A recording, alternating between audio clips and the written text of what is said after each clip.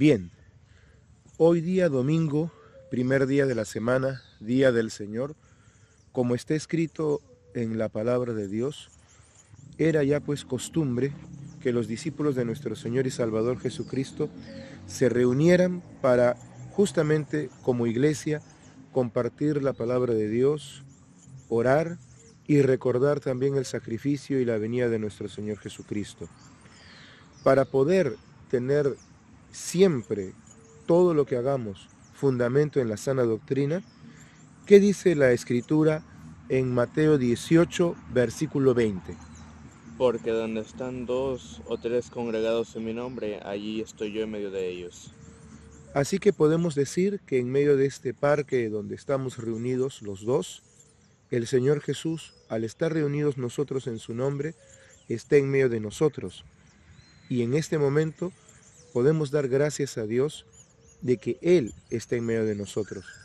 Por lo cual vamos a orar para que sea Él, por medio de su Espíritu, a través de su santa palabra, que nos guíe.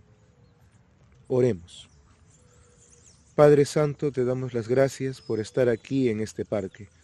Gracias por poder abrir con libertad tu palabra, por lo cual te rogamos ahora que nos guíes para hacer luz, como tú mismo dijiste, a este mundo, doquiera que estemos.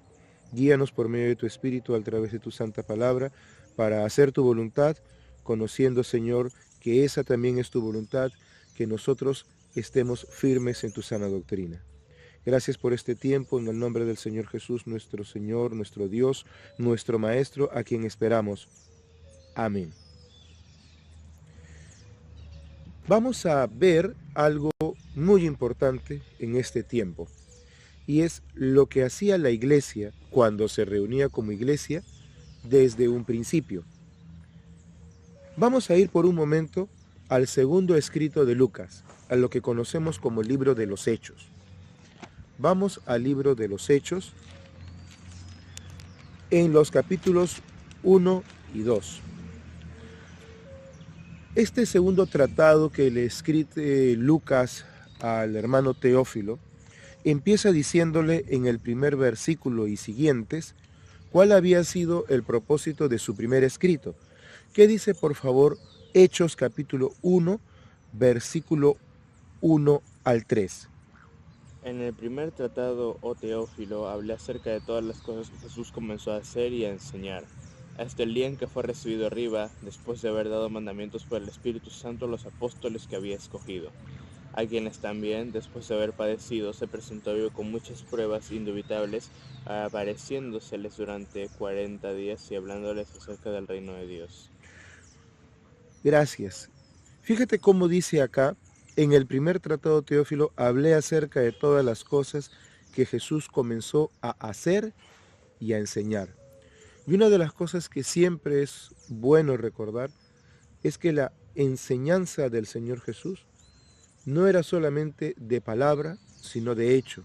Primero era su vida la que reflejaba su enseñanza, y su enseñanza confirmaba el por qué él vivía como vivía, el por qué él actuaba como actuaba. Ahora, fíjate acá que dice en lo que has leído de la Escritura, después de haber dado mandamientos por el Espíritu Santo a los apóstoles que había escogido.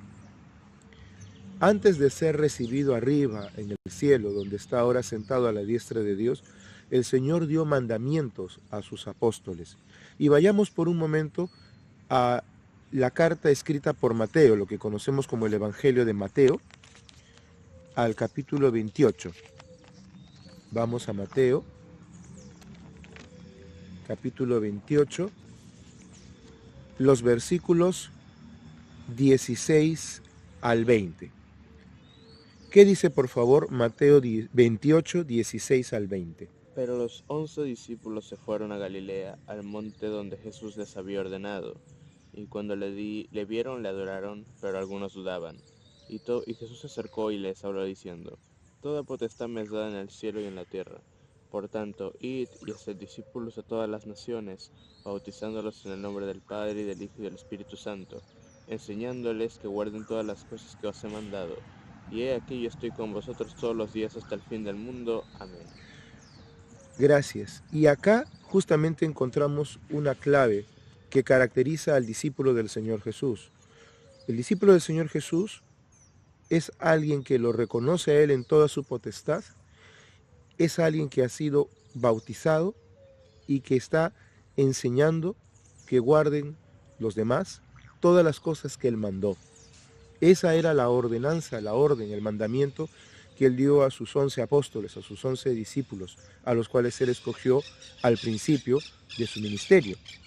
Y entonces, es tarea pues de todos los discípulos que guardemos todas las cosas que Él ordenó, todas las cosas que Él mandó. Volvamos nuevamente, por favor, al libro de los Hechos. En el capítulo 2, luego que el Espíritu de Dios vino por primera vez sobre los 11 y los que estaban reunidos en el aposento donde tenían costumbre de estar reunidos después de que el Señor resucitó, Pedro, inspirado, lleno del Espíritu Santo, abre la puerta de la predicación y muchos de los que entonces habitaban en Jerusalén, en Israel, se convirtieron al Señor. ¿Y qué dice, por favor, Hechos capítulo 2, versículos 41 al 47? Así que los que recibieron su palabra fueron bautizados y se añadieron aquel día como 3000 personas, y perseveraban en la doctrina de los apóstoles, en la comunión unos con otros, en el partimiento del pan y en las oraciones. Y sobrevino temor a toda persona, y muchas maravillas y señales eran hechas por los apóstoles. Todos los que habían creído estaban juntos y tenían en común todas las cosas, y vendían sus propiedades y sus bienes y los repartían a todos según la necesidad de cada uno. Y perseverando unánimes cada día en el templo, y partiendo el pan en las casas, comían juntos con alegría y sencillez de corazón, alabando a Dios y teniendo favor con todo el pueblo, y el Señor añadía cada día a la iglesia a los que habían de ser salvos. Gracias. En el versículo número 42, hablando de estos que se habían añadido a la iglesia, dice, perseveraban en la doctrina de los apóstoles, en la comunión unos con otros, en el partimiento del pan y en las oraciones. Estas 4 cosas, la doctrina de los apóstoles, la comunión unos con otros, el partimiento del pan y las oraciones, son aquellas cosas en las que todos los discípulos de nuestro Señor y Salvador Jesucristo debemos permanecer, en las que debemos estar firmes y ser fieles, en la doctrina de los apóstoles, en la comunión unos con otros, en el partimiento del pan y en las oraciones. Y la doctrina de los apóstoles, obviamente, se basa y se fundamenta en lo que el Señor Jesús les mandó, como acabamos de ver en Mateo capítulo 28. Ellos no se salieron en ningún momento de aquellas cosas que el Señor Jesús les mandó. Y para cerrar este primer tiempo que vamos a tener, vamos a ver una de aquellas cosas que el Señor Jesús les mandó.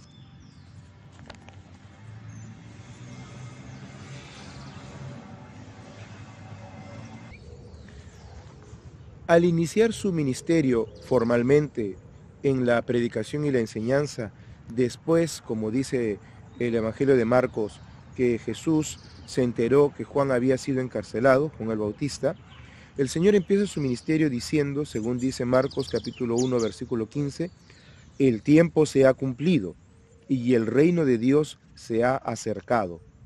Arrepentíos y creed en el Evangelio. El primer mandamiento que el Señor da en Marcos 1:15 es justamente ese, el decirle a los demás que el tiempo se ha cumplido, que el reino de Dios se ha acercado y por lo tanto que debían arrepentirse y creer en el Evangelio. Esto es un mandato que el Señor les da a los que no creían en Él. Es un llamamiento, pero es a la vez una orden. Pero ya a los que le seguían, una de las primeras órdenes, uno de los primeros mandamientos que Él da, lo encontramos nuevamente en Mateo. Vamos por favor al Evangelio de Mateo. Al capítulo 5, desde el versículo 5 al 20. Veamos lo que dice el versículo 17 al versículo 20 del capítulo 5. No penséis que he venido para abrogar la ley o los profetas. No he venido para abrogar, sino para cumplir. Porque de cierto os digo que hasta que pasen el cielo y la tierra, ni una jota ni una tilde pasará de la ley hasta que todo se haya cumplido. De manera que cualquiera que quebrante uno de estos mandamientos muy pequeños, y así enseñan los hombres muy pequeños, será llamado en el reino de los cielos, mas cualquiera que los haga y los enseñe, este será llamado grande en el reino de los cielos.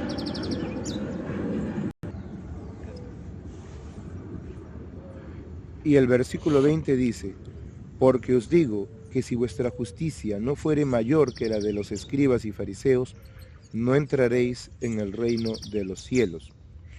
Es muy importante notar acá lo que él dice en el versículo 19, de manera que cualquiera que quebrante uno de estos mandamientos muy pequeños. ¿A qué mandamientos se está refiriendo?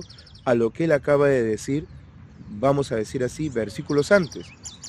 Y versículos antes, en lo que se conoce como el Sermón del Monte, el momento en que, como dice el versículo 1 del capítulo 5, viendo a la multitud, subió al monte y sentándose, vinieron a él sus discípulos y abriendo su boca les enseñaba diciendo, empieza a mencionar aquellas bienaventuranzas que tendrían sus discípulos, en particular cuando eran por su causa vituperados y perseguidos.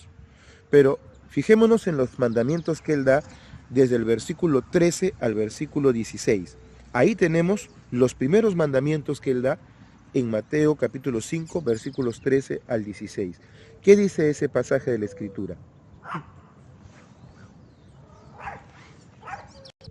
Continuamos. 13 al 16.